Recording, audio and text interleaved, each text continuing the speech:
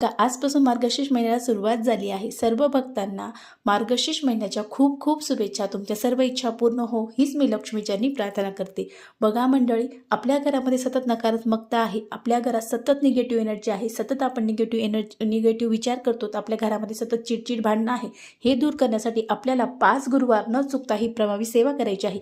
आपल्याकडे देवीचा कॉईन असेल, टाक असेल किंवा चांदीची मूर्ती असेल किंवा पंचधातूची मूर्ती असेल, काहीही चालेल. आपल्याला तिचा अभिषेक करायचा आहे. गुरुवारी अभिषेक केल्यानंतर तिला कुंकुमार्चन करायचं आहे. कुंकुमार्चन केल्यानंतर आपल्याला न चुकता आपल्याला 2 साबूत लवंगा घ्यायच्या आहे. त्या कुठेही तुटलेल्या खंडित झालेल्या नसाव्या.